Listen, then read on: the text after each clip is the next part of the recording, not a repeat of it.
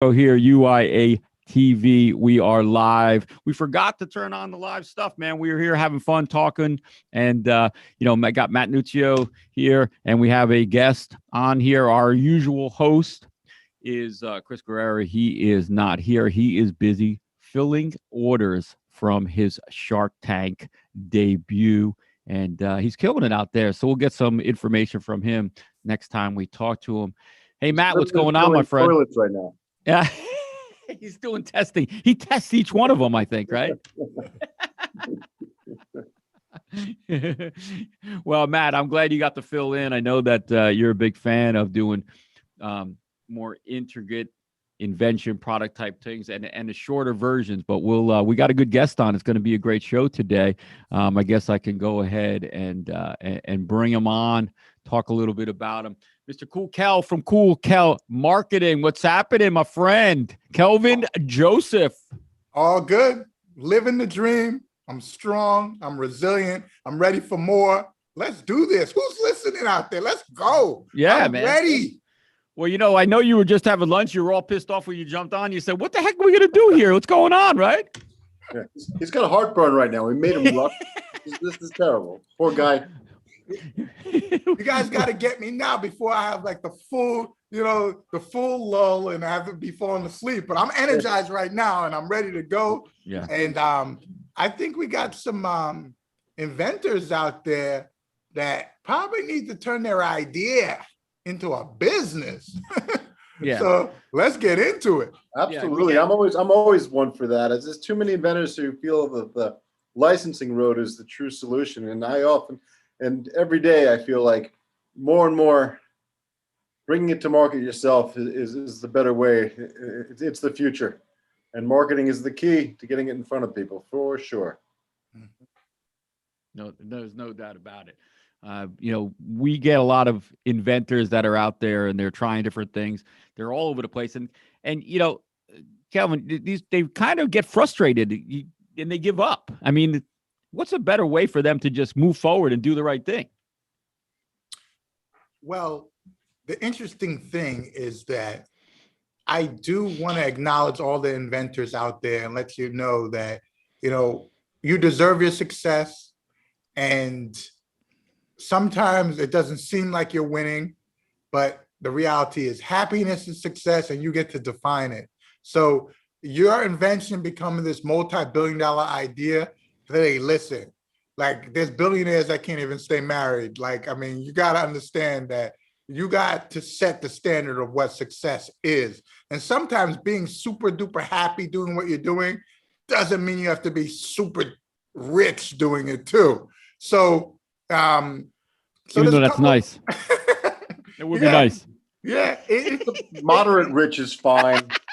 I mean, after you buy a house and a car, it's like you're really stretching of like what else you really need to buy. I don't even if you need those things.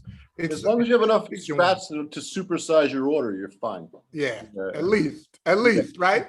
So here's the real advice. The real advice is that if you think you're going to be happy when your invention turns into millions, you might not be. You got to take a look at what your lifestyle is and what you want it to be. Do you want to run a company, right? And we talked about licensing and things of that nature. Now, when it comes to licensing, you're basically giving your idea to someone else and telling them to monetize it. And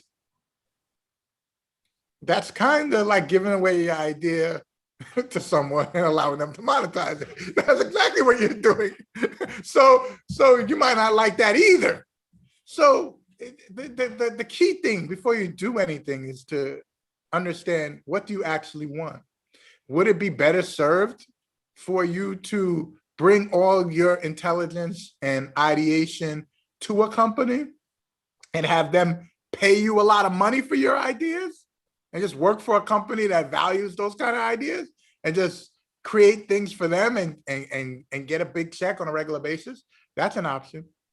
But when it comes to running a business, it doesn't matter how good your idea is, right? People who invest in businesses invest in the numbers. How much, I don't care how good the idea is, how much of my money am I putting into this thing? And how much am I going to be able to pull out? That's what investors think about. And at the end of the day, if you're an inventor and you just came up with an idea, you didn't put any money into it, or you just put the sweat equity into it, investors tend to discount that tremendously. All they care about is themselves. They don't care about your idea. It's almost like you have children and you love them, but I don't know your children. I'm sure they're nice, but I don't have that same feeling towards them. If you want me, if you want me to be as passionate about your business as you, then give me 50% ownership. If you want me to be as passionate, if you want me to be as passionate about you, about your business, give me 50% ownership. Then I'll be as passionate as you about your business. Otherwise, the baby's ugly and it's yours. Do you get that, Matt? A lot of people bringing you just ideas. Oh, all the time. It's constant. It's, I'll give you equity in my idea. I'm like, I don't have a shortage of ideas. I can open the closet and a billion ideas fall down. It's, I need people who understand, business and structure and again, if you're, it's very difficult to get a lot of people behind just an idea. You have to have the solutions ready, and you have to be real, have a road to market, and you have to have a way that it's monetizable, and far too often, no, they're too much about just getting the right idea. They relate the idea with making them famous, not with making them rich. And that's a huge mistake right off the bat. They're resting too much of their life and their identity on the idea, and they really should be focusing on it as a product and a way to, make themselves financially secure. Yeah, no doubt. Matt, I love that. And I would also add and say that someone could copy your idea. Someone could steal your idea, but nobody could copy your work. You can't steal my work. So if you came up with an idea, the key is take the idea, put in the work, so that when you value your idea more than an investor would value your idea, or a franchisee would value your idea, if you put in the work, now the value that attached to your idea goes up, because now it's closer to me getting a return on my investment or a return on my time. And that's the key. You can't just show up with the idea and wanting to cash in because you didn't put in any work. Yep. Yeah, no doubt. Kelvin, you must get all the time. I mean, you've been recognized in magazines as a top entrepreneur, different things. You get people to come up to you and go, "What's the secret?" And you're like, "About what?" I think there are some secrets, and I want to share one with you. Is it Victoria's Secret? Yeah, sometimes. but let me say it this way. We got to understand human nature, right? Carmine, Matt, listen, when we leave this podcast, the cameras follow you around in your life. You're the star of the movie of your life. I'm just a supporting actor, maybe an extra on your set, okay? We're coming here together as friends, but at the end of the day, in your life, you're the center. And a lot of times when we're dealing with other people, we forget the fact that we're only the center of the movie of our life. In other people's lives, we are support. We are extras on the set. And we need to humble ourselves so we understand where we fit in to the whole picture. It's like, okay, yeah, you have a great idea and you put some sweat equity into the idea. So you want me to put up all the money, share all my connections, and give you my time for free so that I could get 10% of your company at $1 million valuation when you put 10 grand into it. Like, that's not fair. No, and I'm not trying to undervalue your idea. I'm just saying is that you're not the star of my life. You're the star of your life, and you're really good at it. But if we're going to come together and be co-stars, Let's come together on some equity. Let's come together on something that makes sense. You can't ask somebody to do something you wouldn't do. Yeah. No, I agree. It seems like it's escalated over the years. You get people, they had an idea, they did some work, but it seems like with all the, I want to say importance and all the spotlight on inventors and products and things in that sense, it seems like people are really, I don't know, overvaluing their idea or even their product. And sometimes because of that, they're going to get squashed. Well, there's a cachet right now on being a inventor or an entrepreneur that people think they're going to be cool and famous and an Instagram star, showing off all their stuff. It's become bizarre. Like I have literally met people who want me to operate their entire company for them. And they're like, I'll just be the face and you'll get 20% and I'll have, I'm like, screw you. I'm like, why would I do that? Like I do all the work and you get all the glory. Like it makes no sense to me. And I get it. I'm having that conversation more and more often. And they'll tell me that they're a social media star. And then I'll look at their social media numbers. I'm like, I have twice as many followers on LinkedIn as you do. And my niece has more followers on TikTok and Instagram. So like, what makes you so special? Like it's so bizarre. We're living in weird times. But here's the beautiful thing though. The beautiful thing that I would give the encouragement to the inventors is this. Your invention should fulfill a want, because the chances of your invention being needed is very slim. We don't need a lot of things. Our needs are very, very basic, but our want is insatiable. We want things, but at the end of the day, we want to be happy. So your invention needs to make me happy. And what makes me happy? I love a deal. Don't you just love a deal? I love a deal more than if something's free. If you get something for free, it's like you owe the person who gave it to you. You feel it. You feel like I owe you. It's free, I owe you. But if you get a deal, you like to tell people about this deal. Can you believe it? They're giving away this thing. Like it's only $10 and bah, bah, bah, bah, bah, bah, bah, bah. It makes you so happy. People want happiness for a value, So it's almost like, all right, whatever your idea, let's say it's worth $50. If I pay $50 for it, I probably won't tell anybody, right? Because at the end of the day, you just gave me what I paid for. But if your idea is able to be monetized in a way where I give you $50 and I feel like I'm getting $1,000 in value, or I can't even put a value on it because it puts a smile on my face. It's a want. I want it. I don't need it. I want it. It makes my life happier, and I don't care how much I have to pay for it. It's not a matter of, nickels, dimes, quarters. It's like, listen, I give you $50 and I feel happy about doing it. Now that's something that goes viral. That's something that people spread the word about. And that's something you don't need a major corporation to get the marketing engine behind it, because it fulfills a want. Yeah. Yeah, I agree. So once you fulfill that want, though, what's from the Kool Cal perspective, right? Where do you take it next? So someone who comes to you, they've got that I want it product. What do you do with them? Well, it first depends if you are the kind of person, what your background is, right? So I started with before I really got deep into marketing, I started off with an accounting background. So a lot of my principles are grounded in fundamental math, accounting, numbers, but some people are not built that way, right? So you need to either, outside of being a good inventor or coming up with the idea, you either need to be good at sales or very good with numbers in order to really grow a company. Otherwise, you have to get someone who's good with numbers and get someone who's good with sales.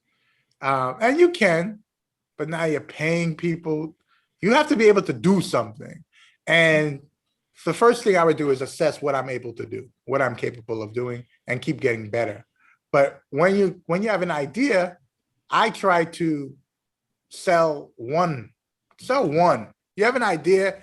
Yeah. You know the difference between an idea when you tell people the idea, they're like, oh, that's a great idea. Oh, great idea. But when you ask someone to buy something, that's when you know if it's a good idea. Okay. If there's a little girl who has a lemonade stand, she's not trying to be a multi-billion-dollar corporation. She's just trying to sell a pitcher of lemonade and make some money. I think that's how people need to start. Sell the lemonade, then you'll be able to know if it tastes good or not. How do you know if it tastes good or not?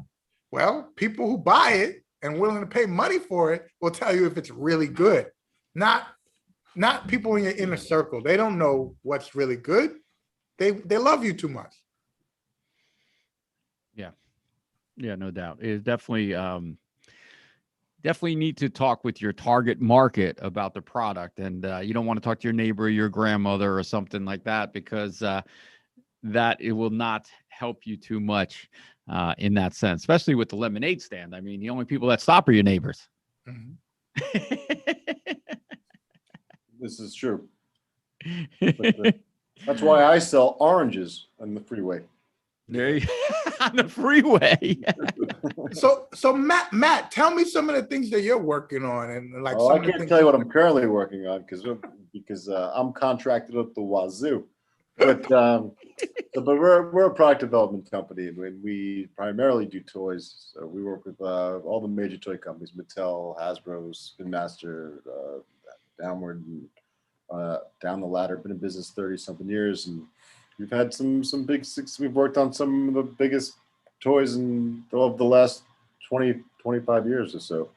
Yeah. So, but everything I'm in the I want it world for sure.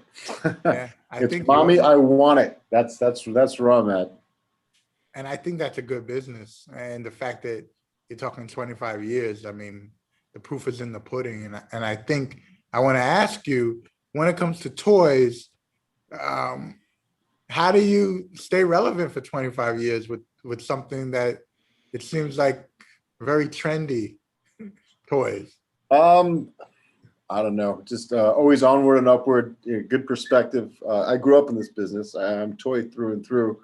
It's I live and breathe it. I don't retirement isn't even an option, and that's not because of financials, but purely because it's what I do. I don't. There's no leaving work for me. Even when I'm at home, I'm at work, and I'm blessed to be in a situation where it's be creative all the time. And to date, we have a very high output. I don't know if that faucet will start to drip someday, but for the most of my life, it's been just coming out, and we're developing for top companies, and we have a reputation for working hard, working fast, and working efficiently. Now that's a business, right? So some of the things that you just said, Matt, I believe those things as well, like that efficiency, working hard, delivering, being relied upon by these top companies. These top companies, they're interested in results, not ideas. Right. Well, as Carmen will say, has heard me say that probably 20 times at this point, is that there's no shortage of ideas. There's a shortage of solutions, and therefore a shortage of results. Yeah. I think the next solution I'm looking for is like something that will stop me from overscheduling myself. Like you need a voice of reason. It used to be like your commute. It used to be my wife. She said, "You got to come home." And now you're home. Now you're always home now. Oh, I used to love when I'd have to fly to China or something, and like there was no internet on the plane, and I was like, I've got 18 hours to myself. But now you get on the plane, here's the Wi-Fi information. I'm like, I can't even escape it in miles up in the air. There's no place you can go. But the funny thing is that now if you take a flight that long, the movie options, you could watch every major movie. Like I've been on like a flight, I think when I went to South Korea, when I went to South Korea, I watched I was catching up on movies I never got a chance to see. I watched 6 movies or something stupid like that. Well, it's gotten to the point with me, though, so I mostly fly Cathay Pacific into Hong Kong. It's gotten to the point where I actually know their entire video collection, and I can only now watch what's new, because the rest of them, I've already seen Die Hard 3, 5 times. I can't do it again. Oh man. Hey, Kelvin, real quick, and we're getting some questions in off the internet. In your mind, which is a scary thing, what is the most important thing as a marketing tactic if you want to, if you're just starting out or you want to build your brand awareness to a point where, you can build your company to be sustainable? Is there something specific you can start out with that good foundation? The first thing is make sure that people see value in your offer. And that basically means value is defined not getting what you paid for. Getting what you paid for is not valuable. Getting value means I pay for something and I feel like it's worth so much more than what I'm paying. The value proposition is so key, and you need leverage in order to get it. Because think about it like this. For something to be exciting, people need to want to talk about it. That's how real marketing works anymore, because TV ads, display ads, Facebook, Instagram, social media, everything, people are becoming immune to traditional advertising. It's going back to old school word of mouth and momentum. And the reality is that value is something people like to talk about. People like to talk about that they got a deal. But here's one thing though, to where companies could get started, something very tactical that they could do that's super important. The first thing is transparency. And when I say being transparent, don't try to trick anybody, right? So if you're selling something that's overpriced, but it's luxury, don't try to make it seem like it's not overpriced. Some people don't care about price, and that's your target audience. So don't make it seem like it's at a good price. Don't even talk about that. It's all about transparency. It's like, if you're selling a luxury item that makes absolutely no sense, the price makes no sense, it's a luxury item, then so be it. That's your target audience. My little brother just put me on to this brand called Amari, Amiri. They make jeans and other stuff. Okay. I used to think, and listen, I'm not their target audience. I used to think $100 for a pair of jeans was a lot of money. To me, $100 for a pair of jeans is a lot of money for me. It has nothing to do with how much money I have. I'm not paying more than $100 for a pair of jeans. I don't care. I'm not their target audience.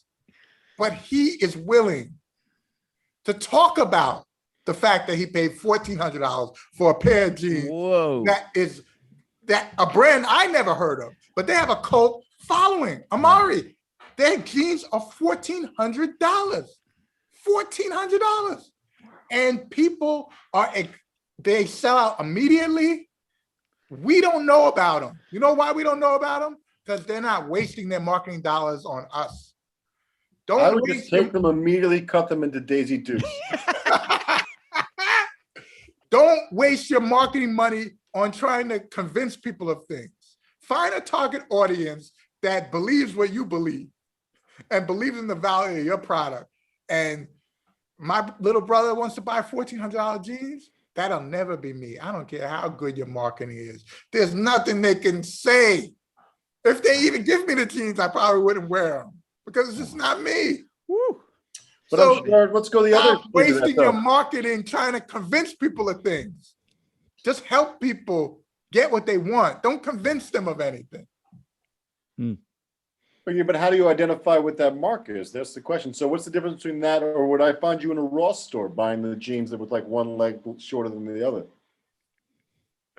See, the thing about it is when you're inventing, you can't just make something, right? You should be making something with a target audience in mind. And you mentioned it, Matt. You said the answer already.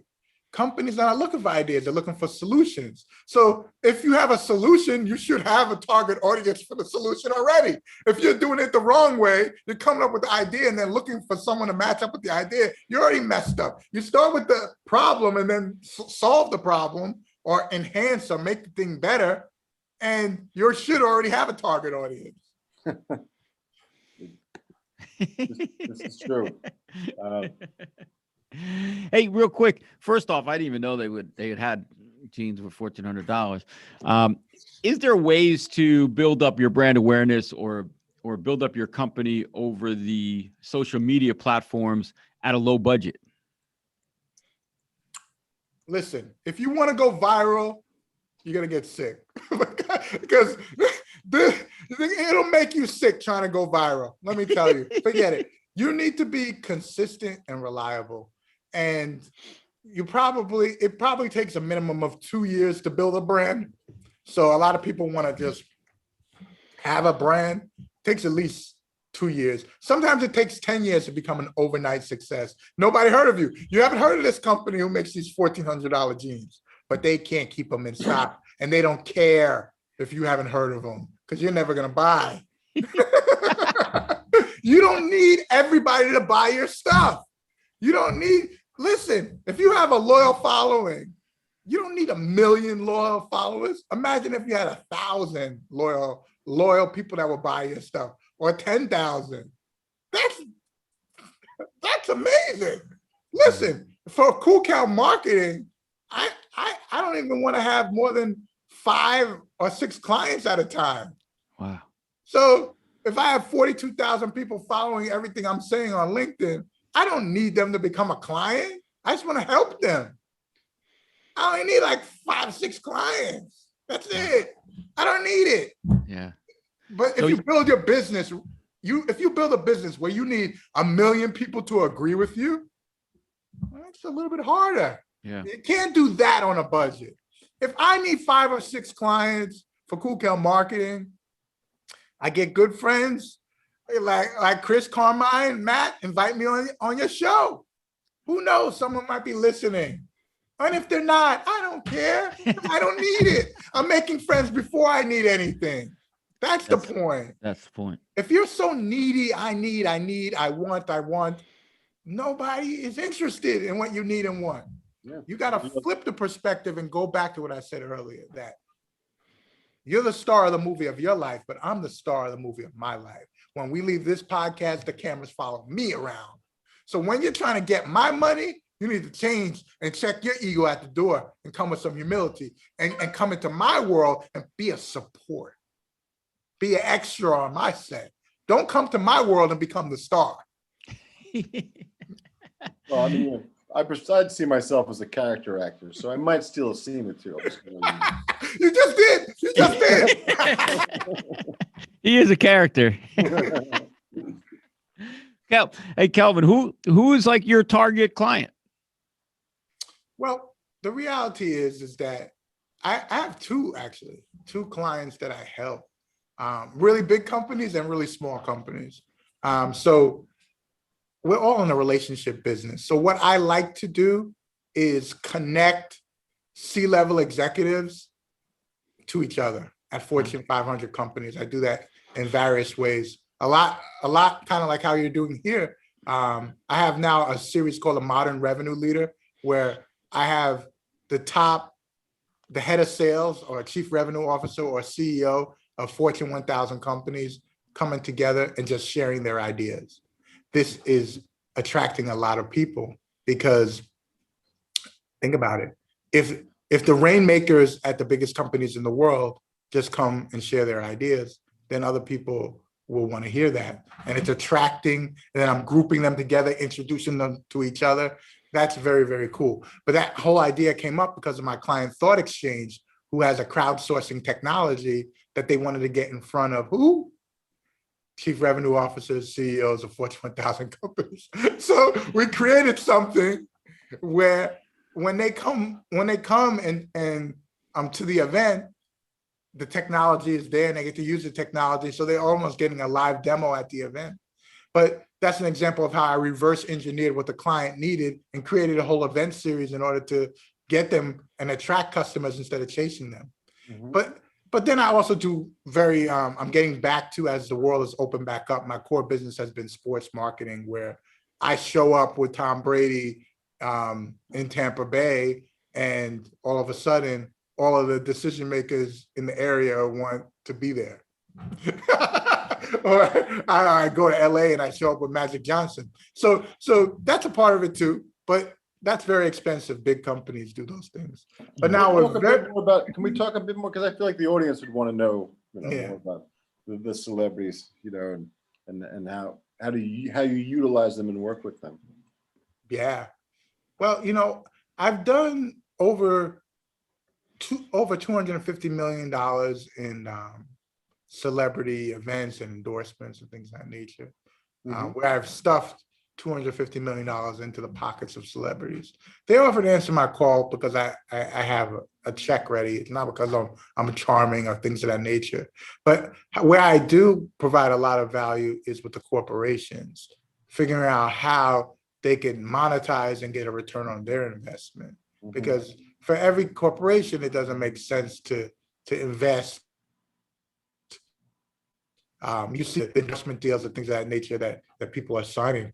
But I would say that sometimes it does pay if you're having an event, or if you want to do something to bring attention, actually have an event with a celebrity and maybe create a sweepstakes around it where whatever, the customers that do XYZ will be entered and have an opportunity to meet so-and-so. And then they can use so-and-so in all that marketing and advertising for the whole year. And they're just really paying a person for the event and the promotion versus paying for a full out endorsement. But you have to be really, really creative that way. But the whole world has been shut down for a year, where live events have been less popular or illegal. So I haven't been doing much of that. But oftentimes, celebrities were a big draw to get people to do things they wanted to do already. It's not a big draw to get people to do things they don't want to do. It's a draw to get you to prioritize whatever they want you to do. So it's like, if you hate something, just because a celebrity is involved, it's not going to influence you to start doing it now. The power of a celebrity has reduced when it comes to that piece. However, what I would say is that you can become a micro celebrity in your own industry if you build the right kind of following, the right kind of cult audience, etc.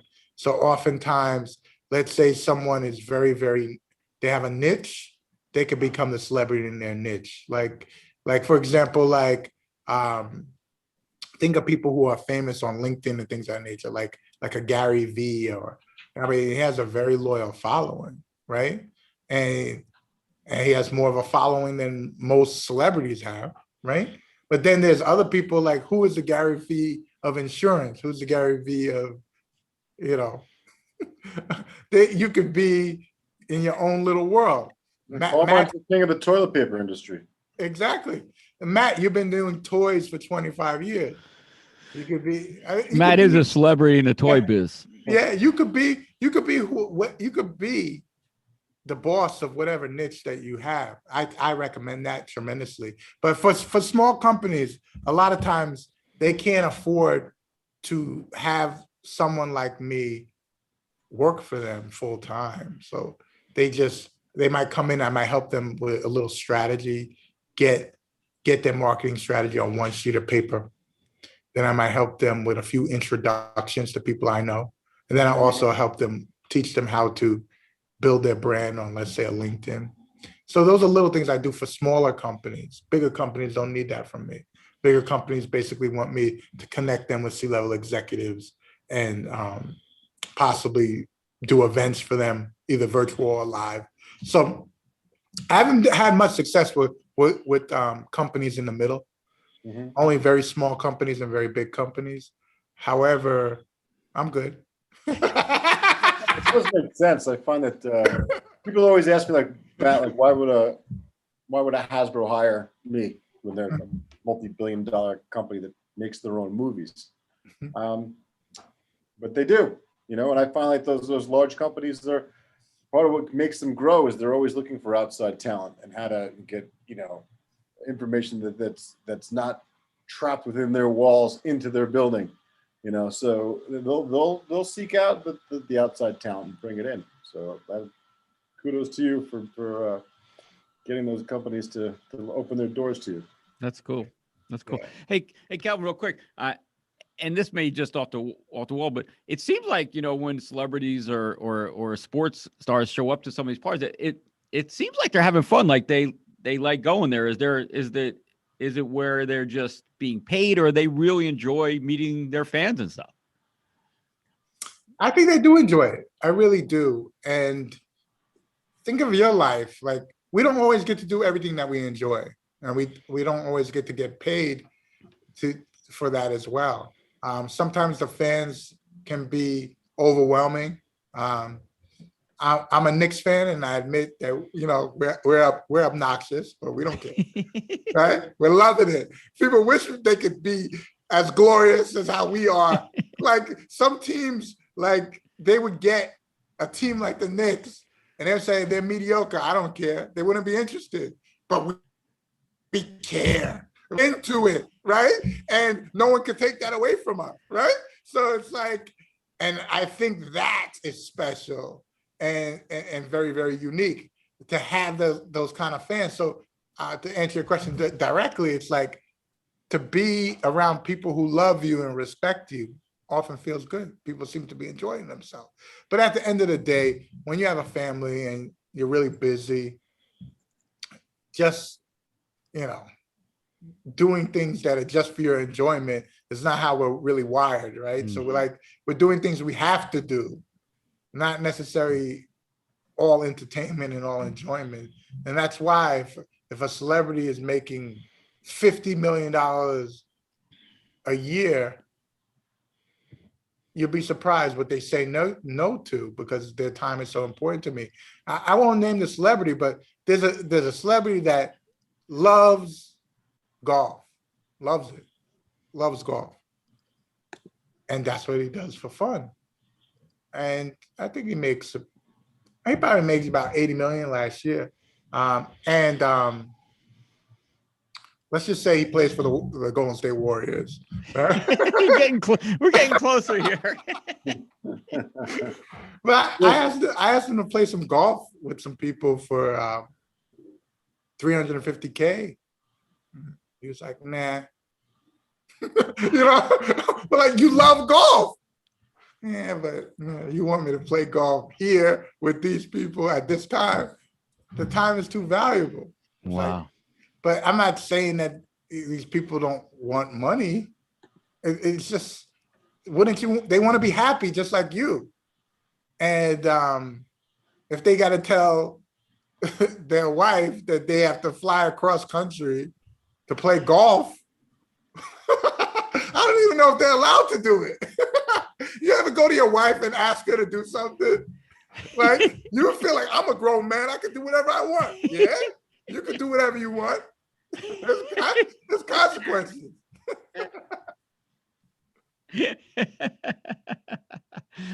Well, yeah, I can see that. It's hard for us normal people to really realize that when you talk about, and it's not just like you said about the money, there's only so many minutes in a day, they're being pulled in all kinds of directions. So yeah, when money isn't a driving force, then it's happiness, you would think. Yeah, I know it is that. Because everything you do is going to boil down to you're probably doing it because it brings you some level of happiness or reduces some level of pain, or you wouldn't be doing it. What are you going to say, Matt? I was just going to say that a lot of movies I watch, they're just doing it for revenge. That's the motivating factor. Many a Clint Eastwood movie, I swear. You watch them, it's always some sort of... I think they believe that revenge will release a little bit of the pain of the loss they had, Yes, when the cavalry killed his wife and kids and he got his revenge, afterwards he's gonna be like, oh, what a weight off my back. Yeah. I think that's what you think, but there's the consequences of everything you've done. It's an interesting dynamic right here. But educate me a little bit. Tell me what's going on in the inventor community right now. The world has changed a little bit, but there's been a lot of businesses that are actually thriving during this time. Yeah. Like, what is it like? I'm not that familiar with your audience. Tell me more about them. I would say that the biggest, I mean, we started touching on this earlier, but the biggest dynamic shift I've seen in the last 5 to 10 years, or actually more so in the last few years, is inventors going from licensing to launching on their own. And that's because you can now hook up a Shopify to TikTok and LinkedIn. You can set up an Amazon store. You can go direct to market. You no longer have to find a company that has vendor numbers with Walmart and Target in order to make money. So you used to almost have to license. Mhm. Now you have options. And if your item's taking off and you're doing pretty well, one of the big companies can come in and strike a deal with you and, buy that company from you or take over the larger distribution, and everyone's happy. But that's the biggest change that I have seen. I don't know. Carmine might have some other story. He might say that maybe their dietary restrictions have changed. There's more inventors not eating gluten. I don't know. There might be a few things. No, Matt's right on. I mean, I think it's inventors are the same now as they were years and years ago. It's just more pressure. It's harder for an inventor to become, I guess, successful because there's so many other things that can pull people's attention, and buyers and people even on Shark Tank, they all want more. And it's hard for an inventor to be able to supply what the buyers and all the people who are looking to invest want. Mhm. I think It's that's tough. interesting. It's tough. An inventor, as Matt knows, and has to spend a lot of time. It's a lot of resources, not just about money. It's about time away from their family. They might be in the garage working on this invention. They're calling in their favors from their friends. So there's a lot of resources that an inventor these days has to utilize. And they're scared to make a mistake utilizing that resource at the wrong time. So the fear sometimes holds an inventor back from moving forward. That's why a lot of the stuff you're talking about, Kelvin, helps. You have to put like you said early on in this podcast, is you have to put the work in. That's what's most important. If you're an inventor, you have to have that solution. You have to make that prototype. You have to set up whatever protection you're going to have. I get too many inventors who call me up with just the idea and a drawing. And I'm like, there's nothing really here. It's like handing me some lyrics and humming a melody to me and then claiming that you wrote, this fantastic song that Beyonce did. It's like there's a certain amount of polishing that has to be done, and the nuances count. And if you're an inventor, what a lot of inventors, so a lot of these inventors all over the internet, some of them are probably watching this right now, who follow these programs to which they're told that they can, just come up with a sell sheet, send it off to some inventor relations guy, and they're gonna look through it and be like, this is the idea. But that's not true. Like, you take my industry, there are companies, multi-million-dollar companies, tens of millions of dollar companies, that all they do is invent. And they are building prototypes, and they are sculpting, and they are getting costing, and they are designing to a price point, and they are completely engineering the entire invention. And now, if you're an inventor relations guy and your company's looking to invest, as you were saying, right, it's all about ROI. And two things that come across your desk, and one's a sell sheet, and the other one is a completely costed out item that all they have to do is throw the money in, and then the production goes. And they're basically both good ideas on par. Maybe even the other one on the sell sheet's better, but this one has a much lower investment rate. What are you going to go with? And too many inventors, they don't realize that it's business. It is a business. They're not voting for the best idea. They're putting their money in for the best return on investment. I wanted to jump in because that's such a great point. The best investment, not the best idea. It's putting in the work. Yeah, I want to double click on that and say this thing. And a lot of inventors make this mistake. We're in a relationship business. Trust, likability are important. You need awareness, trust, and likability in order to have a relationship. And what does that mean now? If the first thing you contact Kool Marketing, and I don't know you from the hole in the wall, you might have saw me on this podcast, and you're like, hey, Kelvin, I have this great idea. I need your help. Please sign an NDA. Like, I'm not signing nothing. I don't even know you. I was like, let me tell you something. Contracts, NDAs, all of this crap, none of it matters. And let me tell you why.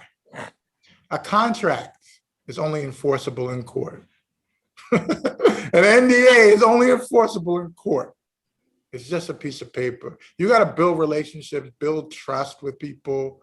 If you feel like your idea could be stolen just by mentioning it to someone, you probably haven't put in the work that Matt's talking about.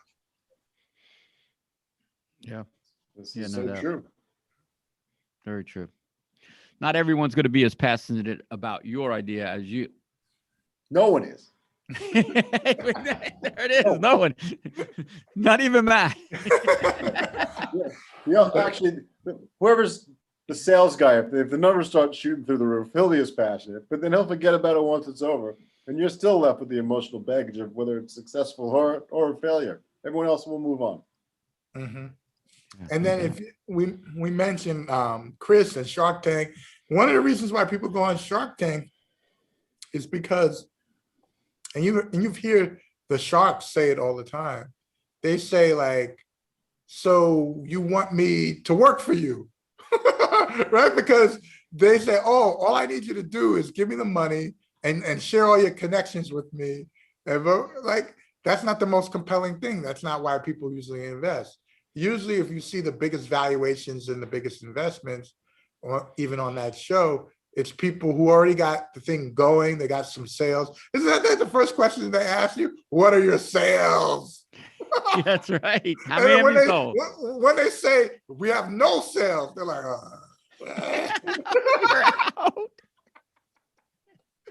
you got to get to the point of making some sales before anyone's going to take you seriously, because at the end of the day, it'll never match up. Your value of your equity and your sweat equity, your work, the money you put in, the time from your family, it never matches up to what someone else thinks it's worth until they see the sales and how they're going to get their money back. So that's human nature. That's not changing. And I wouldn't worry so much. I know a lot of people are concerned, hey, I'm afraid people will steal this amazing idea. The reality is that they could steal an idea, but they can't steal your work. They can't steal your company. You have to build it out. Like Matt said, put that work in to the extent where someone can't just talk to you in a half-hour conversation and then take your whole idea. So what are you bringing to the table? If I can take your whole idea in 30 minutes, what do you have? That's proprietary. You have the same idea, right? If you worked harder and you made a better product, you're still going to win. Because for every Transformers, there's a GoBots. Mm-hmm. And that's toy talk. Yes. Yeah, that's unbelievable. So what else do you guys want me to cover here? What do you want this audience to know? What are we missing?